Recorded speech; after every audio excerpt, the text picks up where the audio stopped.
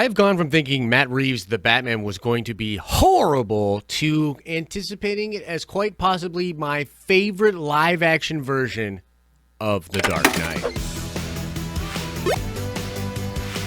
What's up, everybody? It's Josh. Welcome back to the channel. Smash that like button and let's get right into this. Now, it is a slow news day, and so I decided to talk about something that had been on my mind for weeks and weeks, ever since the original first DC fandom, where we got our first look at Matt Reeves The Batman. Now, avid viewers of the channel will remember that after watching The Batman, I reluctantly had to admit that it was a dope-ass trailer. And not just a really good trailer, but it really did make things turn around for me. I went from being very skeptical of Matt Reeves the Batman, very skeptical of Robert Pattinson as Bruce Wayne and Batman, to really thinking it looked pretty stinking good. But beyond even that, folks, there are some things rumbling about on the internet as far as rumors. There are possible plot leaks that were proven correct with this trailer that have me thinking that not only could this be a very cool live-action version of Batman, but maybe my favorite ever. And before we get into this, I'd also like to say I dedicate this video to Black Man Lavis, who will certainly be loving all of this crow I am about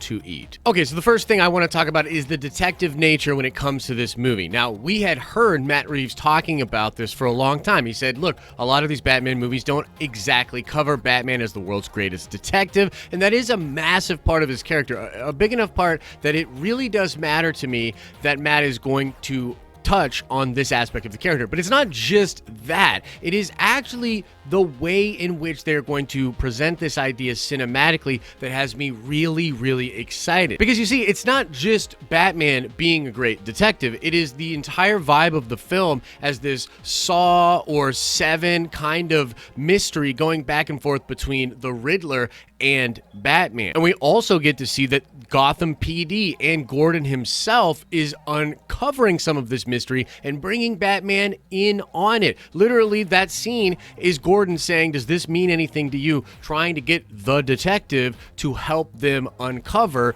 who the Riddler is. Why are these crimes happening? Because if you're just a normie DC fan, you might not realize how intelligent Batman actually is. His intelligence is one of the greatest in the known universe. This is a very, very smart individual. Couple quick nerdy examples from the comic books. Ra's al Ghul refers to Batman as the detective. He doesn't call him the fighter, the badass, the Batman. He calls him the detective. When Batman got a White Lantern ring, he was able to figure out everything about life itself with that power and his detective-like inquisitive mind. And in a non-comic book but very badass example, there's the newest Justice League Dark Apocalypse War movie, wherein after Apocalypse conquers the Justice League, he keeps Batman alive and puts him on the Mobius chair, giving him access to all of the knowledge in the universe and using that inquisitive detective-like mind to help Darkseid advance his plan. Now, Matt Reeves The Batman is a much smaller, more intimate movie. It's not going to have Mobius chairs or crazy things like that,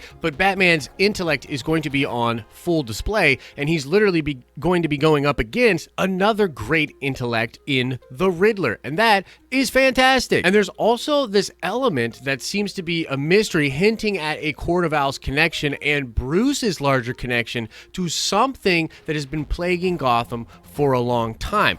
That is fantastic, and the Court of Owls is an excellent story, but bringing that in a mystery detective-like sense and having Bruce uncover the mystery, perhaps not even fully in this first movie, but maybe over time of the trilogy uncovering this great mystery, is really exciting. And it puts one of my favorite aspects of the Batman character on full display, done in a very creative cinematic way. Now, another reason that I may have turned and totally 180'd on this movie and now think it could be the best Batman ever has to do with Batman and killing. And this is a very interesting thing that Matt Reeves said during DC fandom that not a lot of people really latched onto. In fact, I did a nerd card question on a previous video asking what comic book did Matt Reeves say was the one that influenced him the most when thinking of this story, and everybody said The Long Halloween. That's actually not true. The Long Halloween is what other people have said represents a lot of what this movie is going to be based on. What Matt said during DC fandom was Darwin Cook's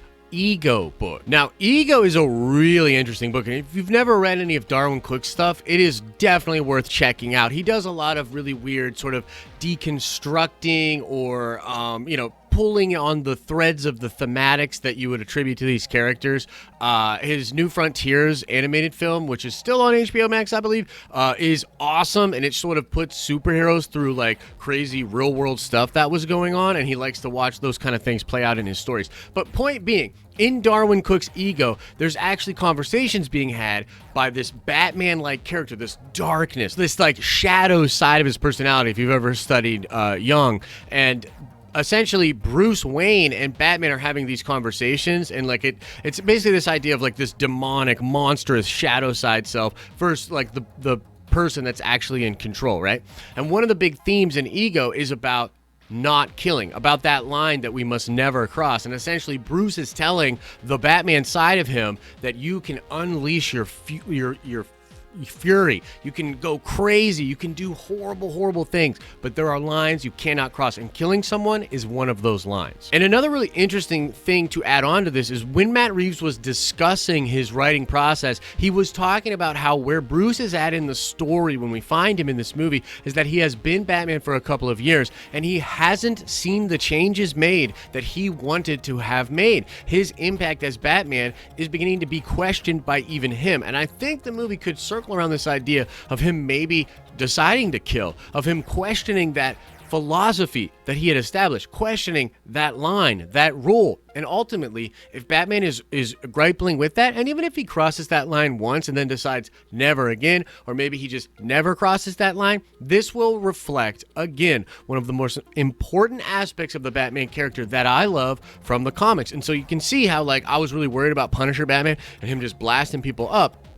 But if he truly doesn't kill, and we're bringing in some of these elements from Darwin Cook's Ego, dude, that's amazing, and another feather in the cap of Matt Reeves The Batman. Okay, last thing I want to talk about, and this is partially spoilers, so if you don't want any spoilers, please get out of here, because there have been some leaks online, and seemingly one of these leaks has been proved at least partially correct with things we witnessed in the trailer. In one of the leaks, there's a scene described of a funeral at a cathedral where some of the Riddler's thugs come in there. There's a message given to Batman. Everybody's wearing regular clothes. And this scene is totally depicted in the trailer. Now, here's the thing. This same leak discusses a second Batman suit. And for me personally, I definitely want to see another Batman suit because I'm not crazy about the prototype, this suit that we have at the beginning of the film. Now, you've probably heard me talk about this before if you're an avid viewer of the channel, but allow me to explain.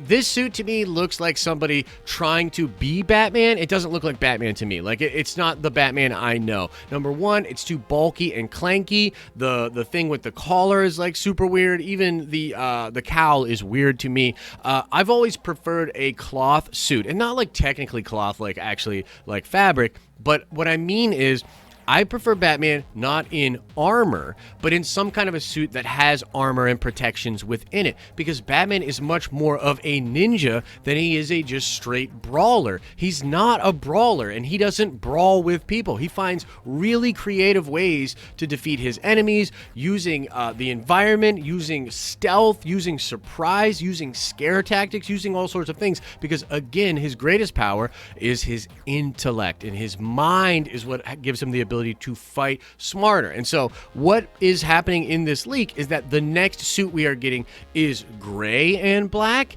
and more fabric-y. It's more fabric than it is armor, and that hints to me of going to that place with the Robert Pattinson Batman. If he can be a little bit more ninja-like in the second movie, or as we move forward, even throughout this first movie, then I'm there for it, dude. And so I know that's kind of a weird one. Maybe you're like, dude, Josh thinks that a cloth armor is going to make this the best Batman ever. Yeah, that's what I just said, dude. Did you watch the video? But there it is, folks. There's why I might be turning and getting really hyped up for Matt Reeves The Batman. It could be my favorite live-action Batman to date, but I want to know how you are feeling about this. What do you think about some of the things I brought up here? Let me know in the comment section below. And now let's shout out Volt Vanguard 23. Yes, indeed, it was Michael Arndt that was the original writer that was hired to create outlines for the sequel trilogy. Not enough people know that. And now let's ask another nerd card question before we get out of here.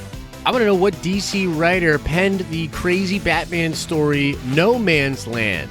If you like this video, make sure you like it. And if you're enjoying the content over here, you will absolutely love the live streams we do straight from Nerdvenger's Tower, starting at 10 a.m. Eastern Standard Time, Monday through Friday. As I always say, I hope you're having an awesome and a nerdy day, and I'll see you in the next video.